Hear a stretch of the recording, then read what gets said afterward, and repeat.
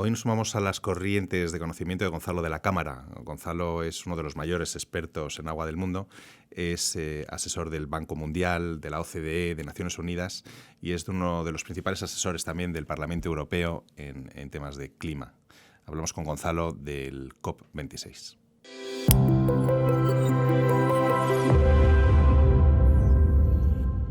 ¿Qué tal, Gonzalo? ¿Qué tal, José? ¿Cómo Bienvenido otra vez a Knowledge Waves. Muchas gracias. Ha arrancado el COP26 sin la presencia de los presidentes de China y Rusia, dos de los países más contaminantes del planeta. ¿Crees que este gesto condiciona de algún modo las conclusiones de esta reunión?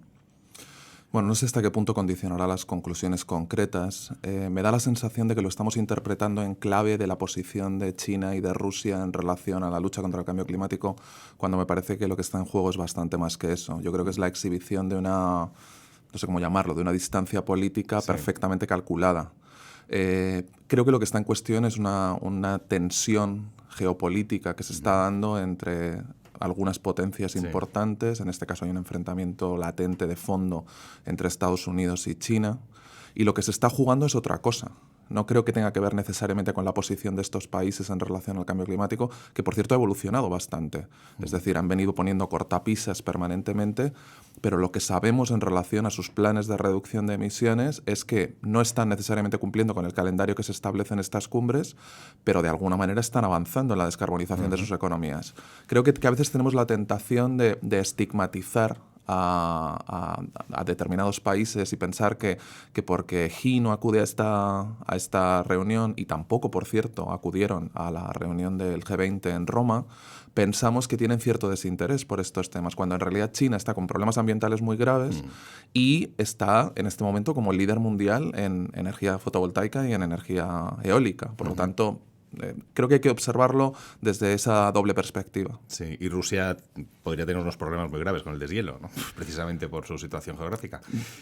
Y de todos modos parece como el inicio de una negociación agresiva, ¿no? El planteamiento inicial de una negociación muy agresiva. Sí, no son las únicas ausencias. Tenemos la ausencia también de Erdogan, tenemos la ausencia de Bolsonaro. No es casualidad que sean estos líderes los que estén. Por eso creo que hay que leerlo en clave geopolítica. Hay que pensar, por ejemplo, que la Unión Europea, que juega un papel muy decidido, hay que recordarle a las personas que nos escuchan que los Estados miembros de la Unión Europea son partes de la Convención Marco de Naciones Unidas contra el Cambio Climático, pero la Unión Europea es la única unión política que está representada como tal, como una parte más. Y ese liderazgo que ejerce en gran medida tiene que ver con su compromiso con la lucha contra el cambio climático, pero en gran medida tiene que ver con intentar ser relevante geopolíticamente frente a estos nuevos poderes, en un contexto en el que, por ejemplo, ninguna de las 20 empresas más importantes a nivel tecnológico basadas en Internet en el mundo es europea. Entonces, este tipo de cuestiones geopolíticas se están dando como trasfondo, y yo creo que Xi y Putin, que los dos han dado razones absolutamente increíbles para no acudir a la cumbre, en realidad lo que están manifestando es algo esencial. China es responsable en este momento de más de una cuarta parte de las emisiones de gases de efecto invernadero, y me atrevería a afirmar que el futuro de la humanidad, si lo leemos en clave de lucha contra el cambio climático, está en manos de China. Es que es increíble. Y bueno, aludías al G20, que precisamente concluyó en Roma con buenas intenciones, pero sin ninguna medida concreta. También en relativo al cambio climático, ¿no? Sí, es una declaración muy gongorista, muy manierista, en la que se llenan páginas y páginas para, al final, de alguna manera, mostrar cierto compromiso con el cumplimiento del Acuerdo de París, que es de alguna manera lo que ahora se pretende reforzar en esta cumbre de Glasgow, y por otro lado, señalando que inequívocamente esperan que en Glasgow se alcancen buenos resultados. Yo creo que hay un elemento en relación a las cumbres del G20 que deberíamos señalar. Y estas cumbres muestran un resultado que desde mi punto de vista es desconcertante. ¿Por qué? Porque si los 20 jefes de Estado y de gobierno más importantes o de las economías más importantes del mundo no son capaces de adoptar este tipo de decisiones, ¿dónde se adoptan este tipo de decisiones? Y creo que lo que se pone de manifiesto es precisamente esto, que la discusión al final es una discusión que va mucho más allá de la cumbre del G20 y mucho más allá de la COP26 de Glasgow. Estas decisiones se terminarán tomando en otro lugar. Y esto, a mí personalmente, me resulta desasosegante. ¿Y cuál es ese otro lugar? tengo la sensación de que si uno revisa cuáles son los responsables de emisiones en este momento, se encuentra con lo siguiente. 10 países concentran aproximadamente 2/3 partes de las emisiones de gases de efecto invernadero del mundo. 100 países, los 100 países que menos contribuyen a las emisiones de gases de efecto invernadero, solo son responsables del 3%. Y estamos hablando de una convención que tiene 197 partes, de las cuales 192 se comprometieron con el Acuerdo de París, es decir, con una reducción vinculante de emisiones. Asimétrica, sin seguimiento, con dudas respecto a la ejecución, pero se comprometieron. Bueno, lo que vemos es que si tenemos esos 10 países que son responsables de 2/3 partes, a su vez esos 10 países son las 2/3 partes de la población mundial, las 2/3 partes del Producto Interior Bruto mundial. Es decir, ahí es donde está una buena parte de la discusión. Pero es que incluso dentro de esos 10 hay diferencias. Si sacamos a la Unión Europea, Estados Unidos, China, India, Rusia y Japón, con esos 6 países tenemos concentrada la mayor parte de las emisiones. Ahí es donde está la discusión de fondo. Por ejemplo, en el G20 se reunían el 80% de los responsables, o sea, mejor dicho, los responsables del 80% de las emisiones de gases de efecto invernadero que estamos gestionando en este momento. Y hay una discusión de fondo entre China y Estados Unidos que dice, China es la responsable en este momento de una 1/4 parte de las emisiones. Pero a su vez China le recuerda a Estados Unidos que si lo revisamos en términos de emisiones acumuladas, es decir, de todo lo que ha sido la pauta de desarrollo económico a lo largo de las últimas décadas, Estados Unidos sigue siendo el mayor responsable de emisiones acumuladas con una 1/5 parte de esas emisiones. Si no somos capaces de resolver esa tensión geopolítica entre Estados Unidos y China, es fácil pensar que iremos acumulando cumbres de las partes de este convenio marco sin alcanzar resultados verdaderamente satisfactorios. No es una debilidad exclusiva del G20. Entonces yo creo que la discusión es una discusión entre muy pocos países, aunque los afectados seamos todos. Es que parece a veces como reuniones efectistas, ¿no? En las que además se generan unas expectativas. Siempre que se acerca a una reunión de este tipo se habla de cumbre histórica. Y luego parece que muchas veces, o la mayoría de las veces, hay mucho ruido y pocas nueces, ¿no? Sí, es inevitable. Yo creo que hay una parte favorable de todo esto. Cuando se dice, oye, si estamos en la cumbre 26 es que ha habido 25 previas y se considera que las 25 fueron fallidas. No, yo diría que algunas fueron fallidas, pero en general el proceso merece continuidad.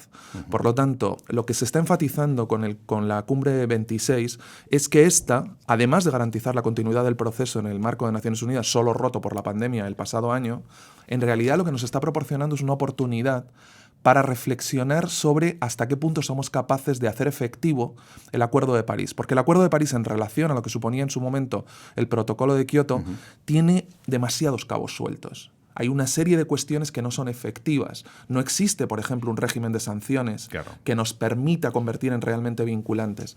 Hay 11 países en el mundo que han ido más lejos. Han dicho, convertimos nuestro compromiso de reducción neta de emisiones de gases de efecto invernadero en un compromiso legal y han elaborado leyes de cambio climático. España es uno de ellos. Por tanto, hay países que ya están dando pasos en algún sentido. Yo creo que es inevitable generar este tipo de expectativas, pero no olvidemos al menos 2 cosas. Una, recuerdo que había un relato que se llamaba Casa Desolada, de Dickens, en el que la protagonista, la señora Jellyby, de alguna manera mostraba eso que se da en llamar filantropía telescópica. ¿Por qué? Porque esta mujer era capaz de conmoverse por lo que ocurría en África e incapaz de ver lo que ocurría en términos de pobreza en el norte de Inglaterra. Yo creo que de este mal, de filantropía telescópica, padecemos mucho en general, pero también padecemos del contrario, de filantropía microscópica. ¿Por qué? Porque hay algunos de nosotros que solo consideramos que nos concierne aquello que nos afecta al ombligo. Y somos incapaces de comprometernos. Aquí estamos ante un desafío global. Si la solución a un desafío global, no es supranacional, no es federal, no estamos entendiendo nada. Y quizá por eso el tono tan llamativo, ¿no? en el discurso inaugural de Antonio Guterres, ¿no? Que decía textualmente, basta de brutalizar la biodiversidad, basta de matarnos a nosotros mismos con carbono, basta de tratar a la naturaleza como un retrete y de cavar nuestra propia tumba. Menudo arranque, ¿no? Sí, es contundente y en el fondo es lo que uno esperaría de un secretario general de las Naciones Unidas. Es decir, él tiene la autoridad moral y tiene la legitimidad, si se quiere, no una legitimidad democrática en sentido estricto, pero sí tiene una legitimidad de base porque está representando un organismo multilateral, está representando el multilateralismo, sí, digamos. Parece que hay algo más que un reproche en sus palabras, ¿no? Sí, yo creo que por un lado está señalando a otro tipo de desafíos. No hay que olvidar que Naciones Unidas, cuando define sus convenios marco en cuestiones que tienen que ver con la degradación ambiental, identifica 3 desafíos fundamentales. Uno es el cambio climático, el otro es la desertificación, el otro es la pérdida de diversidad biológica. No es casualidad que él se refiera a la pérdida de diversidad biológica, que tiene unas conexiones clarísimas con el cambio climático y que en realidad nos puede llevar al colapso de determinados ecosistemas. O sea, lo que está en juego en realidad, sin necesidad de ponerse muy apocalíptico, es el hecho de que si no somos capaces de respetar nuestros compromisos de reducción de emisiones, llegará un punto de no retorno, llegará un punto en el que comencemos a ver efectos que sean de carácter irreversible. Y ese umbral, que parece estar fijado en torno a los 2 grados centígrados de aumento de la temperatura en término promedio a nivel mundial, ese es el que estamos poniendo en cuestión. En este momento, para las personas que nos escuchan, estamos con un aumento de la temperatura ya de 1 grado y 1 décima. Si cumplimos con el Acuerdo de París, de acuerdo a los compromisos que están adquiriendo los diferentes países, que hemos avanzado mucho hasta la cumbre de Glasgow, hay 165 países que han puesto un plan encima de la mesa. Muy desiguales, pero han puesto un plan encima de la mesa. Bueno, si cumplimos con lo que estamos prometiendo, terminaremos con un aumento de la temperatura de 2,7 grados centígrados. Es decir, muy superior a lo que nos podemos permitir. Lo que está señalando Guterres es cuidado con estos umbrales de no retorno, con efectos irreversibles asociados a no luchar de manera decidida contra el cambio climático. Y cuando escuchaba las palabras de Guterres, recordaba un poemario del año 1915 que se llama Antología de Spoon River, de un autor que se llama Edgar Lee Masters, que tiene la peculiaridad de que está escrito a partir de más de 200 epitafios de la gente que fallecía en un pueblo de Illinois. Y tengo la sensación de que lo que él nos está transmitiendo es si queremos que nuestra historia se construya a partir de nuestros epitafios o realmente queremos protagonizar la posibilidad que tenemos. Porque el cambio climático muestra una cosa clara. Somos corresponsables de lo que está ocurriendo, pero al mismo tiempo somos corresponsables de las soluciones. Y esto es un ejercicio, un desafío de acción colectiva que no deberíamos ignorar. Un desafío total para la humanidad, ¿no? Volviendo al tema de la ejemplaridad, ¿no? Llama la atención la llegada de Joe Biden con 75 coches, ¿no? a la cumbre. Sí, llama la atención y por más supuesto todos los dignatarios en jets privados, ¿no? Por supuesto nadie va a defender una cuestión así. Pero me parece quizá un poco pueril cuando centramos la atención en algún aspecto como este. ¿Por qué? Comitiva presidencial del presidente de los Estados Unidos tradicionalmente ha estado, en función de si está dentro de Estados Unidos o fuera de Estados Unidos, entre 10 y 45 vehículos siempre. En este caso, que hayan pasado 85 tiene que ver en gran medida con las restricciones sanitarias que impone el gobierno de Italia, que no permite que haya vehículos completamente ocupados. Con esto no le estoy quitando importancia. Lo que estoy diciendo es, yo de alguna manera fiscalizaría la acción de Biden y su administración en la lucha contra el cambio climático, no necesariamente por un elemento simbólico absurdo, pero lo absurdo no es que acuda a la COP26 con 85 vehículos. Lo absurdo es que vaya permanentemente con 45 vehículos a cualquier cumbre.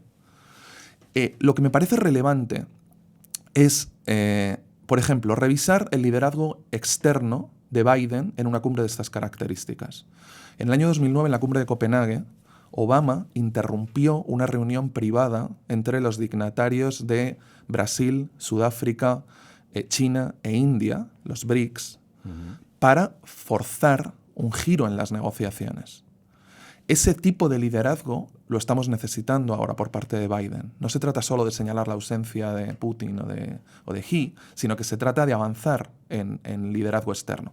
Pero también Biden tiene un problema serio en casa, porque está intentando promover una ley de cambio climático que está en trámite parlamentario y está teniendo problemas serios para sacarla adelante, no necesariamente por la oposición previsible del Partido Republicano, sino por la oposición de 2 díscolos dentro del Partido Demócrata, que al menos en uno de ellos sabemos que está vinculado a la industria intensiva en combustibles fósiles. Estos dos desafíos me parecen más relevantes y el liderazgo de Estados Unidos uno lo esperaría no solo en el regreso a la Convención y al Acuerdo de París, sino precisamente en esa capacidad para movilizar voluntades dentro de las propias cumbres. Uh-huh. Hablando precisamente de esta nueva normativa que intentan impulsar los demócratas, llamaba la atención recientemente un artículo en The Guardian, ¿no? que levantaba una investigación que ponía de relieve que empresas que habitualmente son muy impulsoras de muchas iniciativas sostenibles, como Amazon, como Disney, como Apple, por lo visto estaban potenciando, ¿no? Sufragando grupos de presión para tratar de paralizar esta nueva norma. Comportamiento que al menos cuanto menos llama la atención por la incoherencia, ¿no? entre sus mensajes y su actitud en este sentido. Sí, hay claramente una contradicción aparente. Habría que conocer los detalles del tipo de iniciativas que están tomando para bloquear acuerdos en la lucha contra el cambio climático, porque hay algo interesante en la discusión interna en Estados Unidos, y es que incluso en tiempos de Trump, un gran negacionista, el líder negacionista contra el cambio climático, nos encontramos con que precisamente el tejido industrial, grandes corporaciones dentro de Estados Unidos, demandaban una política mucho más abierta, mucho más progresista en relación al cambio climático que la que defendía el gobierno federal en aquel momento. En el caso de algunas de las empresas que has mencionado, recordemos que son empresas de base tecnológica que procesan una cantidad ingente de datos y que estos centros de datos son responsables de una parte muy importante del consumo de energía primaria emergente, digamos, o sea, de las nuevas fuentes de consumo, las nuevos responsables en el consumo energético. Por lo tanto, me imagino que están intentando nadar y guardar la ropa al mismo tiempo, porque del mismo modo que vemos esto, vemos iniciativas muy potentes por parte de Jeff Bezos, nombrando a Andrew Steer, que era el anterior presidente del World Resources Institute, como responsable de su fondo para sostenibilidad. Es decir, hay una contradicción que no estamos siendo capaces de resolver. Nuevamente pienso que la discusión está fuera del ámbito de la lucha contra el cambio climático, que la discusión es una discusión que tiene más que ver con el enfrentamiento a las leyes anticompetencia, sus dificultades para resolver determinados problemas de regulación, sus dificultades para encontrar eficiencia energética en el proceso de datos.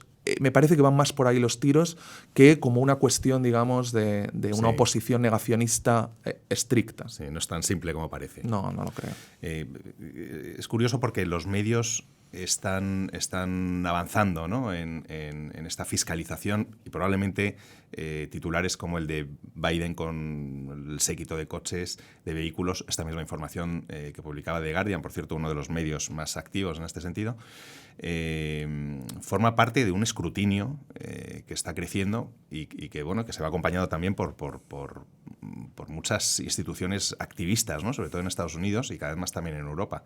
Comentaba recientemente Greta Thunberg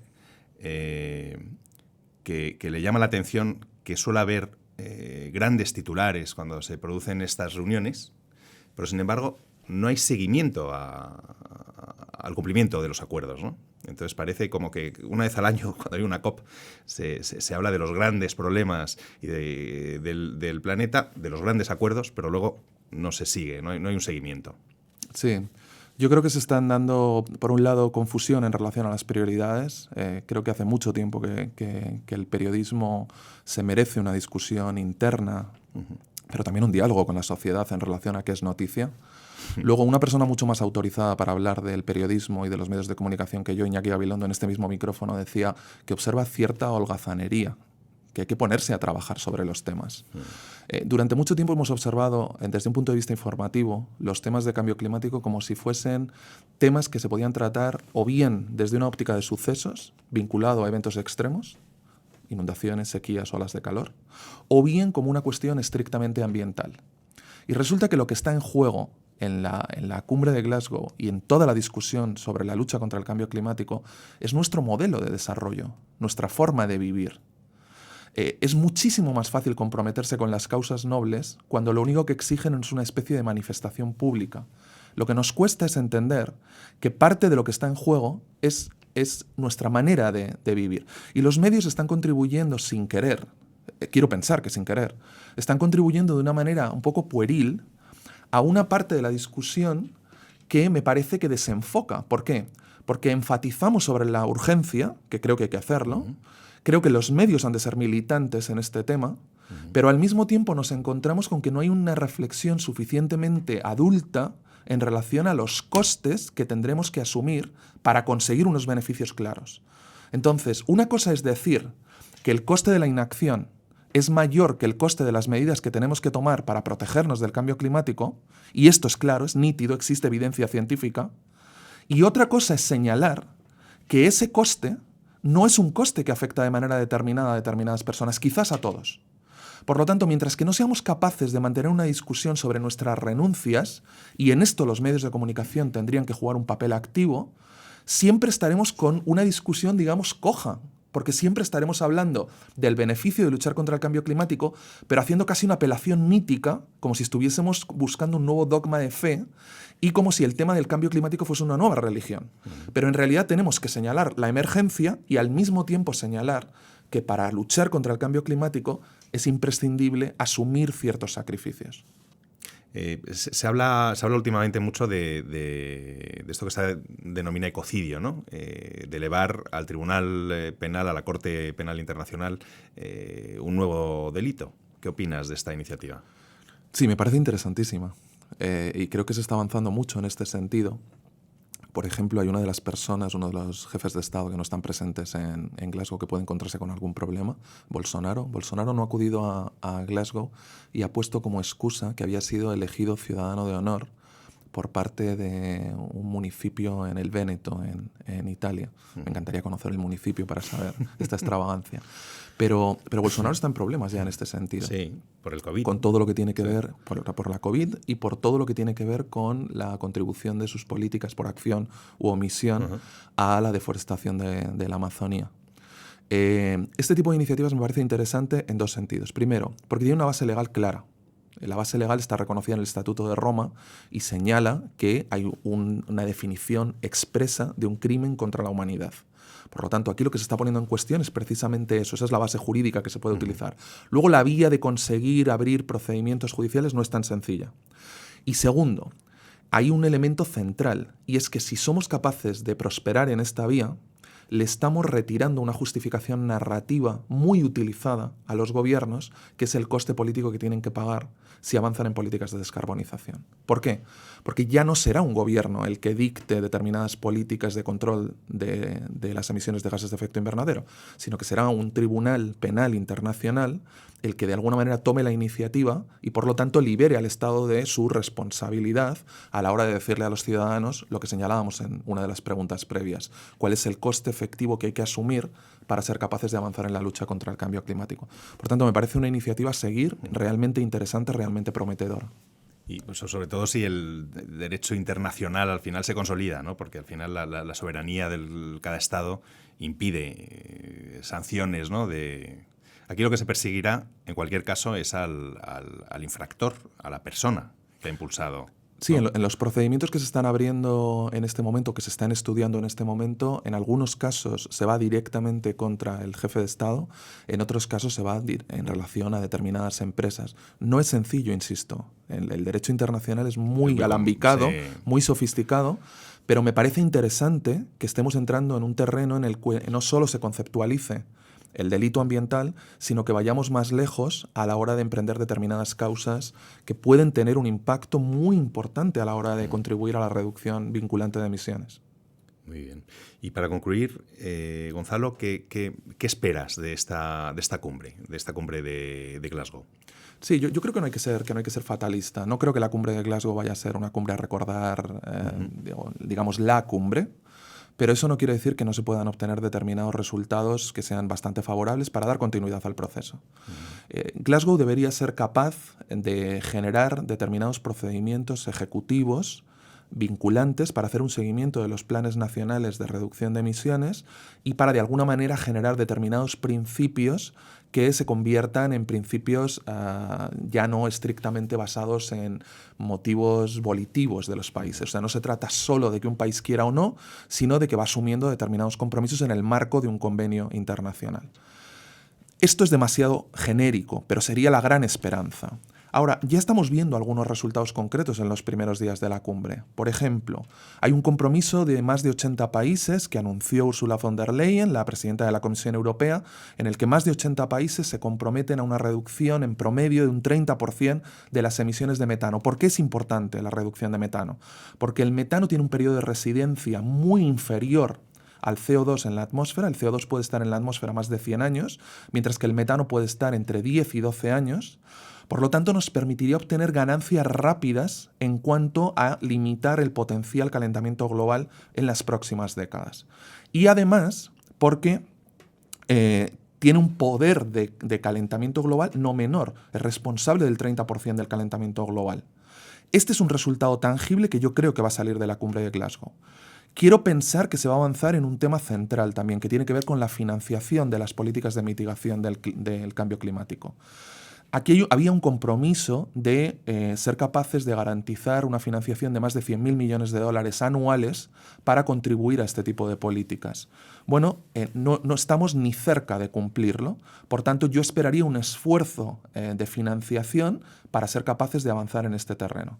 Y el tercer tema en el que esperaría que se avanzase es, por un lado, en el compromiso con aquellos países que nada tienen que ver en su responsabilidad en cuanto a las emisiones, pero que sin embargo están empezando a padecer ya de una manera muy seria el cambio climático, algo que conjugamos en futuro solo por inercia gramatical, porque ya está generando impactos concretos en muchas zonas del planeta, y avanzar en lo que sería la hermana pobre de las discusiones sobre cambio climático, que es la adaptación. Entonces yo creo que si avanzamos en financiación, adaptación y reducciones de metano, de alguna manera podemos decir que la cumbre ha cumplido algunas de las expectativas que tenía prefijadas. Estupendo, Gonzalo. Un placer tenerte otra vez con nosotros. Nada, muchas gracias a vosotros.